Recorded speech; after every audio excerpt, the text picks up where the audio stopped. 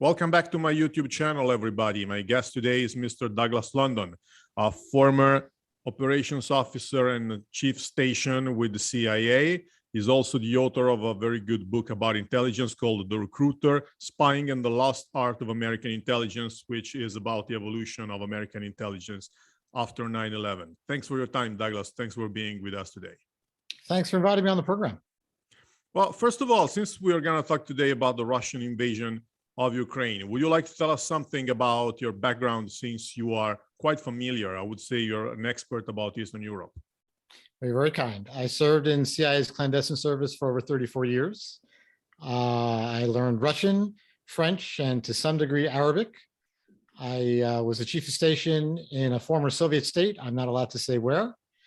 And I served about 17 years of my career in the foreign field, mostly in South Asia, the Middle East, Africa, and like I said, to spend some time in former Soviet states working against and sometimes with the Russians. So in my time since, I retired in 2019. I teach at Georgetown University. I teach a course on intelligence studies, and I'm also a non-resident fellow with the Middle East Institute. Great, thank you. Let's start from assessing the very basic items of this war. Was NATO actually threatening Russia? Or, I mean, NATO, the West, Ukraine, or was it all in Putin's mind because he wanted to start this war and invade Ukraine? I think if you want to be balanced, you can say both apply here. Certainly the degree of threat is a embellishment of Putin's own fears and insecurities. But from Putin's point of view, he expected NATO to go away or at least recede in the years after the collapse of the Soviet Union. He believed incorrectly that he had some sort of commitment suggesting that NATO would not expand, and certainly not expand to former states of the Soviet Union. So in Putin's own mind, he saw the presence and expansion of NATO as a potential threat. But I think it's more complicated than that. And to some degree reasonable that Putin would see the expansion of liberal democracies that would follow the expansion of NATO as threatening his power base in Russia, which was a political system and a dynamic that he hoped to mitigate from becoming a democracy, try to prevent the expansion of civil liberties.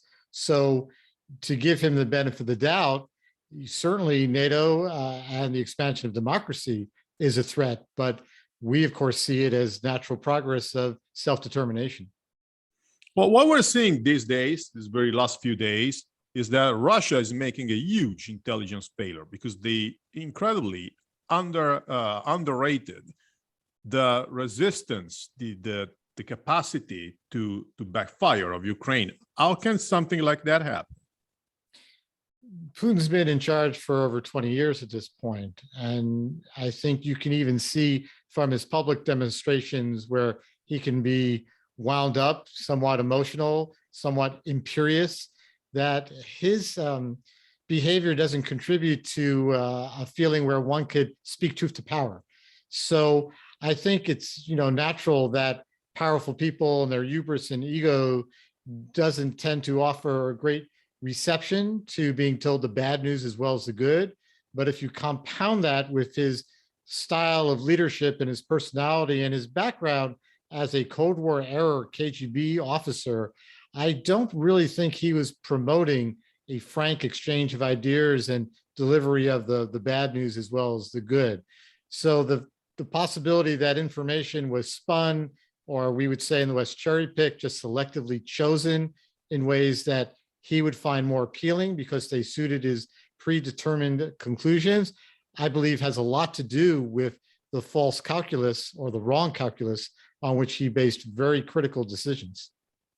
And at the same time, what we're seeing here is a great US intelligence success, because we were warned months in advance that Russia was going to invade Ukraine at the beginning of the year. And how does such an intelligence success arrive? It's an unprecedented use of intelligence in this fashion. I think if you want to try to measure the tangible impact, one need only look at November 2021 where the Russians were building up, and we at the United States had sent the director of Central Intelligence Agency Burns to tell Putin, hey, we know what you're doing, we know what your goals are, and he essentially blew off Director Burns as well as Secretary of State Blinken. Had he invaded at that time, I don't necessarily believe the world's public opinion was as galvanized to be as supportive as Ukraine as it turned out to be.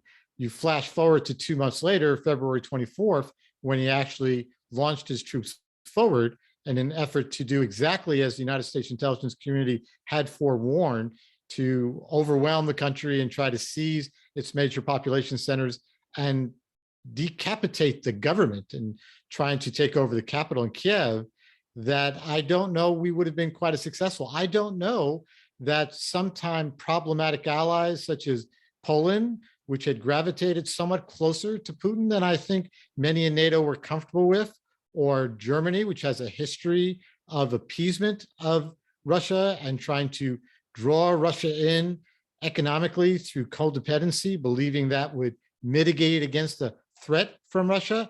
I personally was surprised at the speed and the depth of support that Poland and Germany provided, even in those early days. In fact, even prior to February 24th, when Russian troops moved forward. I attribute that to an influence campaign that was achieved through the declassification of intelligence. And it's an interesting point that your viewers might be curious about, because I've had many journalists ask me, well, is it possible that US intelligence declassifications were embellishments or basically guesses to try to scare people and they just got lucky? Now, I know people don't believe US intelligence always does things legally, but that's against the law. The United States is not allowed to use intelligence information, real or fabricated, to influence American public opinion. And these news stories were being declassified for reentry into the US media market. So the United States government would have been mitigated against doing so. So I'm pretty confident that while we didn't see the most detailed facts and figures in order to protect sources and methods, we got the bottom line conclusions that the intelligence community was providing the president and policymakers here in the United States. Yeah, a few weeks ago, an Italian newspaper, Corriere della Sera, which is the biggest one, most famous one, published an article that said that the Russian Secret Service is planning a coup against Putin. Of course, that's far-fetched, because if there were a real coup going on, it wouldn't be published on newspapers. But apart from that, how realistic is the scenario in which there's an internal revolt against him because of the situation he's bringing to Russia? You know, I've been tracking that as well, and I've urged cautions to those on Twitter and such that are trying to promote tweets or anonymous disclosures from presumably FSB or SVR or GRU officers to various intelligence agencies in Russia, because it would be a very typical Russian tactic to try to flesh out possible dissenters in the intel community by trying to promote some of this to try to get others out in the open. So that there is some dissension in the ranks, I have no doubt, particularly I would imagine with the younger generations and those of the older who feel their number might be next. It seems pretty reasonable to believe news reports that Putin, at a minimum, has fired and possibly detained the head of the FSB's Fifth Service, their foreign intelligence branch, General Beseda. General Beseda, who's basically built that organization, was given charge of FSB intelligence activities in the former Soviet states, including Ukraine and Belarus and Kazakhstan, and you could expand the list. He very much knows where the skeletons are. He put many of those skeletons there.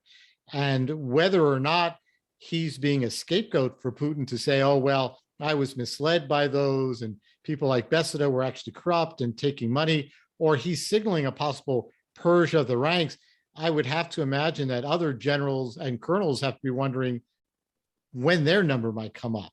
Might they be the next scapegoat, or might they be part of a purge? So I would think it's reasonable that there are undertones of dissent and unhappiness, particularly since the FSB got it wrong, the SVR and the GRU got it wrong from what we can see, and that Putin would not be pleased. But I don't know that a full-scale revolt, folks running out of the building, armed to the hip, it's possible. There have been suggestions, I think the Ukrainians have made, that the head of the FSB, General Alexander Bortnikov, he's the director, he's a professional FSB officer. He's not a politician. He came up in the ranks. He's rather quiet when you see him in public. That very famous national security meeting, he was very shy and receding during it, didn't have much to say, unlike his SVR counterpart, Narishkin, who got eviscerated by Putin publicly for his comments, which were actually designed to be supportive. He would be probably best positioned among Putin's lieutenants and insiders to make a move. I just don't know how likely it is. And as you said, how likely can a group get away with plotting and organizing under the conditions that Putin has created in a police state as such, where he would likely see such conspiratorial work before it could progress too far? Absolutely. That's what I thought, at least the last part of your answer. We tend to think that Russia is isolated. We see like the West against Russia, but that's not actually the case, because there are a few nations which are at the moment allies with Russia, such as Belarus, and maybe Kazakhstan can be the next. Is it just a matter of influence, or does the population in these countries actually support what Putin is doing? I've served in the former Soviet states. They're not real big fans of Russia historically. They have a lot of old grievances and gripes that go back not just to the days of the Soviet Union, but even prior to that. I believe their current governments are very much indebted to Putin for their survival at this point. He basically appointed the governments, if you would. Lukashenko has been there since the beginning, but his survival has been based on him being tethered to Putin.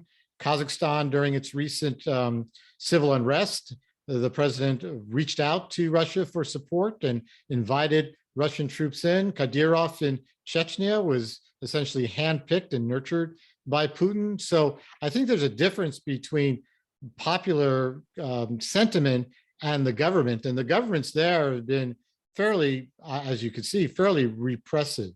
In other countries, I think you see a variety of interesting dynamics. You see Middle Eastern countries that have their own worries. They want to be careful what they sign up to, because it's unlikely an autocracy like Saudi Arabia or some of the other Gulf sheikdoms want to invite the kind of scrutiny that might come by saying, oh, yes, we're all about human rights and freedom of expression, when they don't necessarily have that there.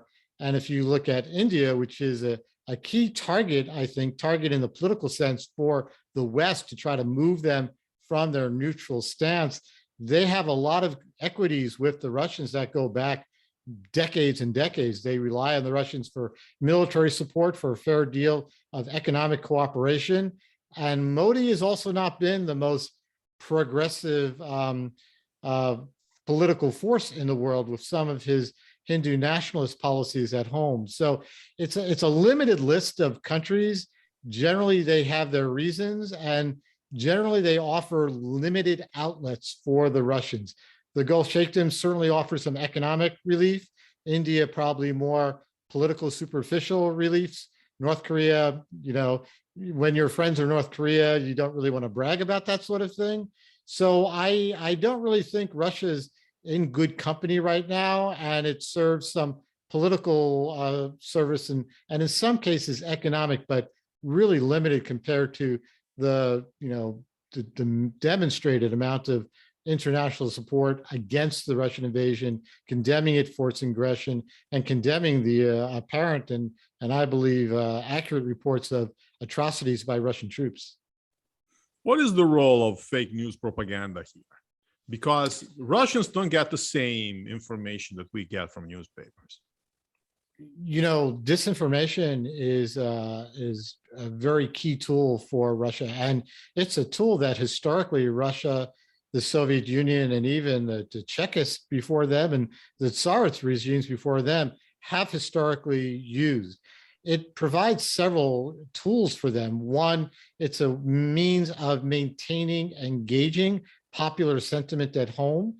It's certainly keen on trying to maintain popular support and paint a picture of the events in a way that's favorable to Putin and that rallies national sentiment that this is a war of survival against an evil outside force, painting the Ukrainians with a Nazi brush, which harkens to memories of World War II, which even though the World War II generation is all but gone, their children and to some extent their grandchildren certainly retain some of that sentiment and nostalgia. It's used also very effectively as an offensive weapon to try to mislead in what in the intelligence community we would call denial and deception operations, which essentially is propaganda that's aimed to weaken opponents from within, to weaken their political structures, the credibility of their institutions, and again, prevent popular sentiment from, in our case, Western countries from being as supportive as confronting the Russians as we have. And it's something the Russians have wielded very effectively in the last few years, and to some extent because the West hasn't really fought back with both hands. It's sort of kept one arm tied behind its back, if you ask me, because we've been trying so hard to fight on old rules of order, the post-World War II Cold War rules. We've tried to engage Russian malign behavior symmetrically, sort of a tick for tack for doing what they're doing, where the Russians have fought a very asymmetrical, multi-dimensional campaign that relied heavily on disinformation and cyber attacks and other technology. Now, I believe, in fact, I know what we've seen since the onset of the conflict in Ukraine is much taking the page out of the Russian playbook and dealing with the Russians much more asymmetrically. The declassification of intelligence is one reflection of this, economic sanctions, cyber defense, as well as offensive operations. And I think we've even seen law enforcement as a tool in which certain oligarchs have either been arrested and extradited or indicted for crimes, which at a minimum prevents them from traveling beyond Russia. Well, you mentioned cyber war. I would like you to elaborate. What's the role of cyber war here? Cyber is a key component now of any modern era confrontation. It's usually employed before the shots are fired to, in fact, if ideally engaged, eliminates the need to have a shooting war. The war is won, in a sense, based on a combination of weakening your opponent's defenses, weakening their democratic institutions, weakening their credibility, and in some cases, literally taking infrastructure off the grid. I think that the Russians have spent so much time running these kind of operations, they've allowed the West to catch up. And certainly we see reflections in the press, statements from the United States, NATO governments, the Ukrainians themselves have thwarted cyber attacks, compromised cyber intrusions, because the Russians have used it effectively as anyone, but they don't necessarily have the best technology, nor do they exercise the best tradecraft. Even in the days of the 2016 election meddling in the United States, it really wasn't that hard for people to find the ultimate sources going back to Russian servers inside of Russia.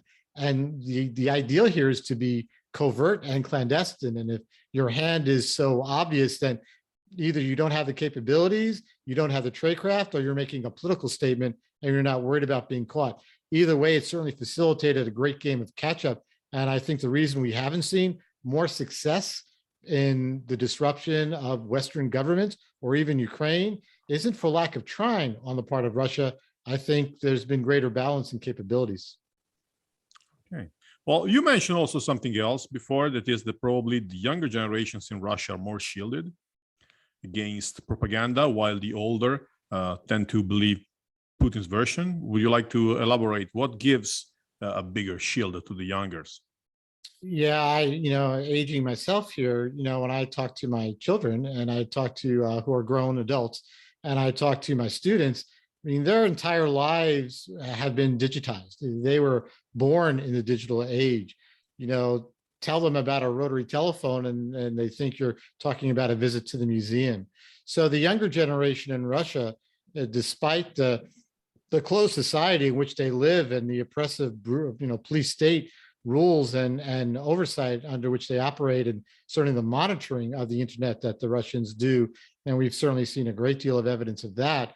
They've grown up in this comfort of using digital devices, of getting their information from multiple digital sources. The older generation, certainly my generation, and maybe a little bit younger and certainly older, rely on the TV news, rely on newspapers, the radio, all organs of information that the Russian state control. So they're obviously going to be much more subject to the influence of Russian disinformation or fake news as delivered through major news outlets, which they own. Over the past year or two, Putin has increased his crackdown against independent, non-governmental organizations and independent news agencies. I think one of the last ones just closed in recent months. So there's sort of less and less alternative options for news, but the younger ones are so comfortable with VPNs and all sorts of ways of disguising their location and identity. That's difficult to close down 100%, even with all the tools Russia has. And the younger generation is also more likely to have more friends and family overseas, providing them information. So I wouldn't quite say they're shielded. I would say they're probably less vulnerable to it than the older generations, who, from opinion polls that the Russians are taking themselves, obviously, so you sort of have to imagine they're skewed somewhat. There's probably going to be more popularity for Putin and this war among those older generations than the young. Well, I would also add that probably the younger are also more aware, because elders tend to think, I heard this on TV, therefore it's right, while probably younger generations are more aware than, well, if this sounds too much like wishful thinking, probably I should double check. Yeah, I mean, younger folks, and it's great to have students and graduate students and college students, because they're just naturally more cynical and skeptical. And it's healthy in an open society, but it's a threat in a place like Russia. Definitely. Well, at the beginning of this discussion we're having, we mentioned the failure of intelligence and successes of intelligence. There's another intelligence report we're hearing these days that we didn't mention so far, that is British intelligence telling us that the war should be over by May the 9th. Is it realistic, and how come? Can Putin just go home with empty hands, as we will say in Italian? It would be lovely if that were true. I understand the thinking behind it. Putin has really stressed the ability of his forces.